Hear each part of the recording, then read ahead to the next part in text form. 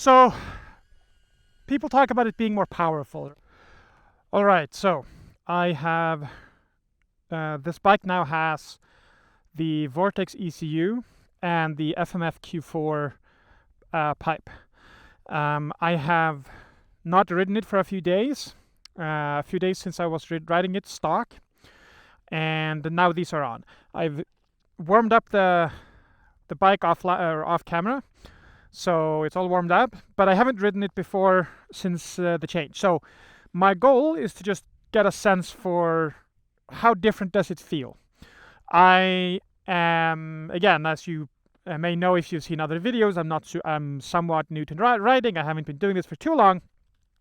So to me, I don't know what to expect. It could be anything from, it's one of those things where if you're a really high level rider, you'll really notice it, and it sort of sounds like it's a big deal, but for most people it won't matter. Or it could be something that is very, very different even for somebody like me.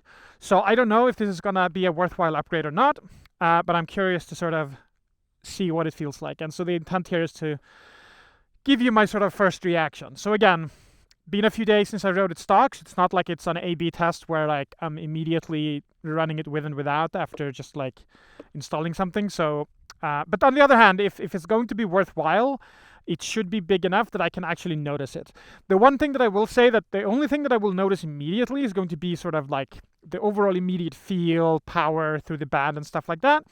What I won't really notice or be able to test in a short amount of time in one session like this is it going to decrease my flameouts and or stalls, right?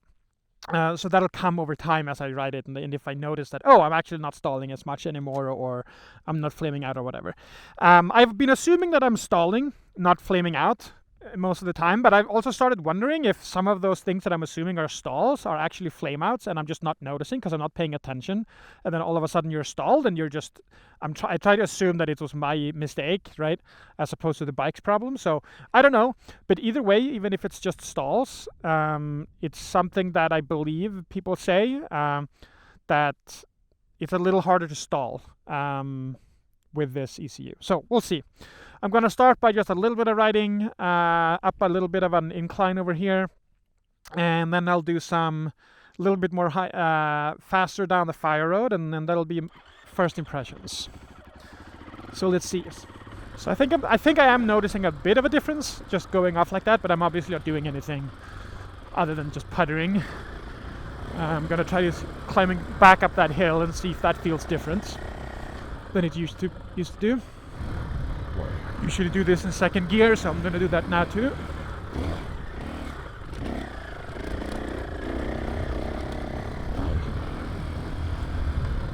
Okay, so I think my initial reaction is I think I feel a difference, but it's not so pronounced that it couldn't potentially be placebo, right? But I do feel like I used less clutch, and it sort of felt a little more natural. I'm in map 1 now, by the way, I forgot to say that. So that's the most powerful map. It's not supposed to be the map for technical. I'm gonna try that as well. And in case you're not watching, I will probably provide the verbal correction too. I'm actually in the second map, which is a technical trail map. I will realize this in a little bit.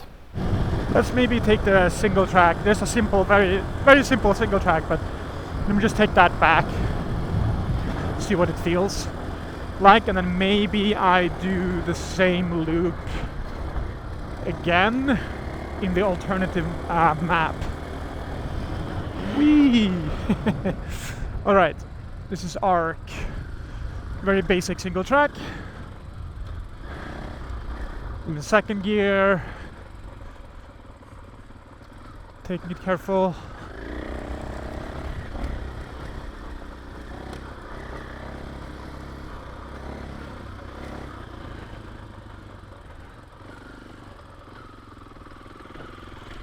And I'm kind of almost wanting to go slow a little bit and just feel what that's like. If I'm feeling like it's about to bog down and stall. Feels nice so far. Again, I'm in map 1. which is the power map, not the technical map. Once again, correction, I'm in map 2.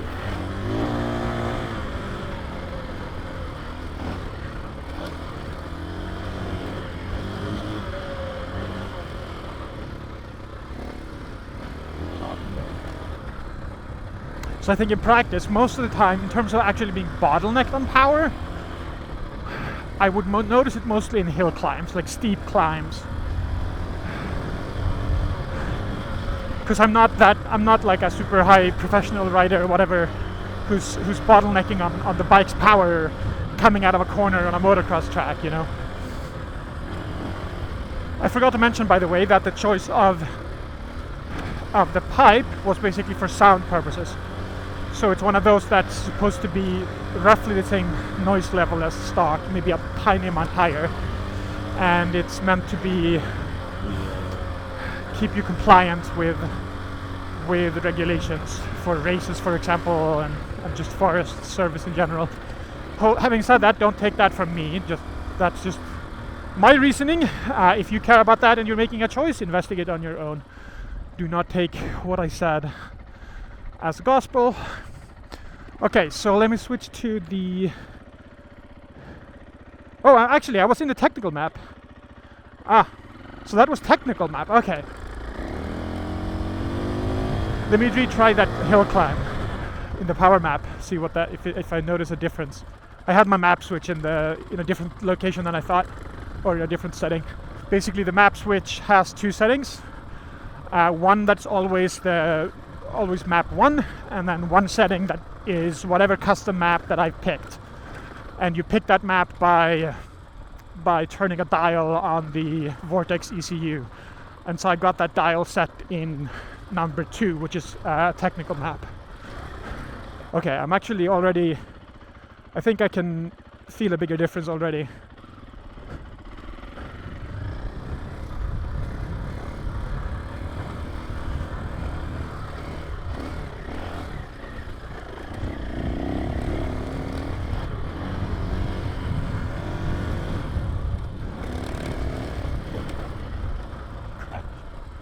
Okay,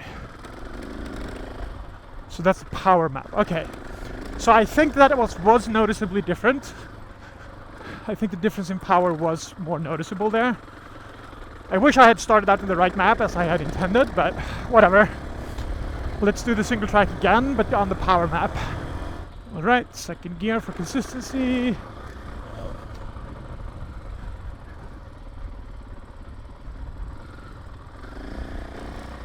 Yeah, I'm pretty sure it's more twitchy. I'm gonna flip back and forth a little bit after this and see.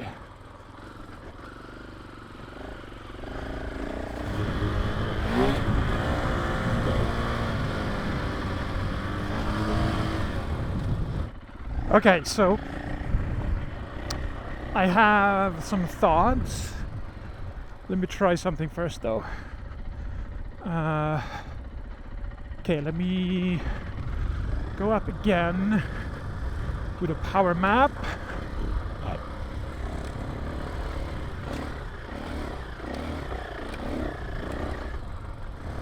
Okay, now with the technical map.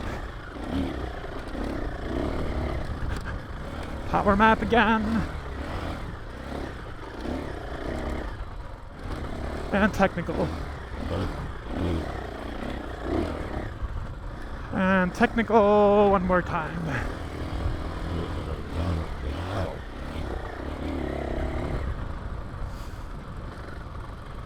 All right. Some thoughts about that. So, people talk about it being more powerful, right? So, I think there's a lot of vagueness in some of the terminology that's being used. So, I can't tell exactly what's happening. I don't have a dyno, I don't have any equipment. But I want to separate two things, right? There's the sort of the fueling and like what it's doing to the engine at a certain, like in terms of fueling and so on, at a certain RPM.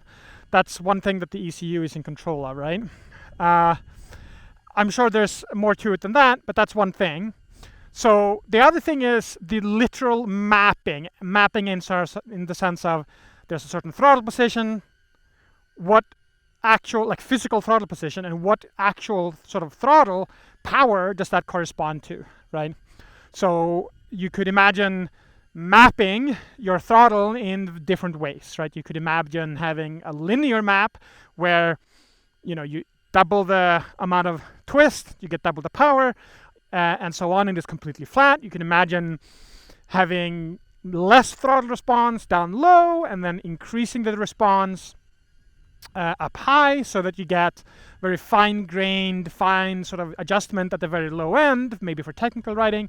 You can imagine then sort of once you're in the high RPM, you don't care so much about that. You just care about, you know, the broad stroke, so you don't need that precision, right? So there's all these things that you can do, and my gut feeling is that the biggest difference between the map 1 and the map 2, so map 1 being the power map and the map 2 being the technical one, or there's 10 of them, there's 10 maps, but like those are the two that I've chosen to care about. I'll show you the complete list. I'll put it up in the video. I think the biggest difference, I suspect, I could be completely wrong again, but like the difference that I'm noticing is that the literal mapping of the throttle position to how much power and like how much fuel is getting injected effectively is different, right? So it's more twitchy in the power map as far as I can tell. That doesn't mean though that it is more powerful. This is where the word powerful gets kind of vague, right? Because you can have, let's simplify it. Let's pretend we're not on an internal combustion engine. Let's pretend we're on an electric motor, and let's pretend that the motor has no bottlenecks, right? That are relevant to you. Like within a certain speed, you're gonna have the same amount of power. Let's say that that's the behavior of the motor itself, right? You can imagine the same with the engine as well, right? So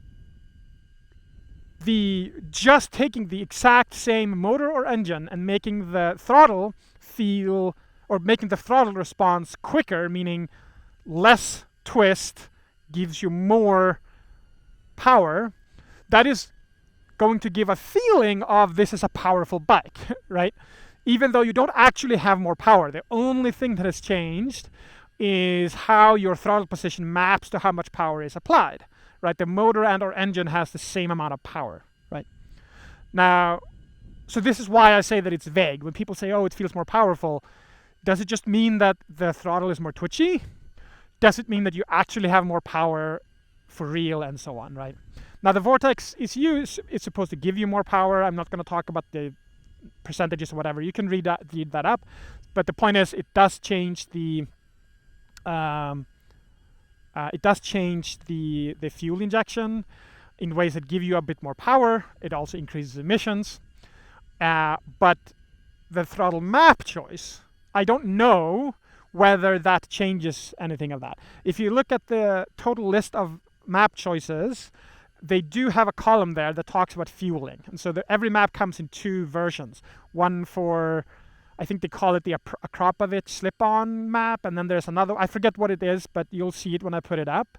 So I'm assuming, so my guess is that there's like two fueling maps, effectively, right? And then all of the other options are just in terms of how the throttle position maps to that power. So I don't know. I am speaking out of my ass because I'm just speaking out of that after having changed it. So I have no idea. I think the main point that I'm trying to make to you, if you're listening, is, you know, separate the two, right? People might say it makes it more powerful. How much more powerful is it, and how much of that is actually more power, as in you can suddenly crawl up at a certain RPM up that hill without downshifting or whatever, or whatever it is, and how much is like a more twisty throttle, right? So for now, I'm gonna keep it in the technical map because I don't need a twisty throttle. There's no particular reason. Maybe if I were a high-end like motocross rider or something, I would want that because maybe I would want more power with less twisting of the throttle, right?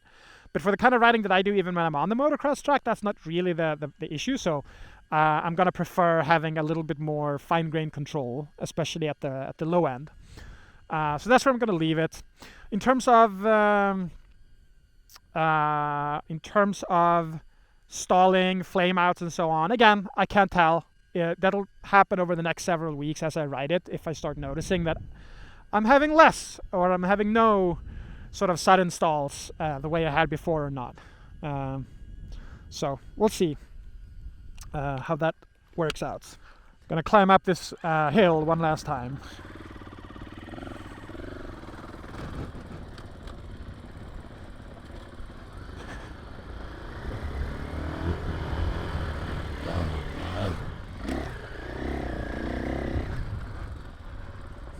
It feels good though. It does feel, just very anecdotally and sort of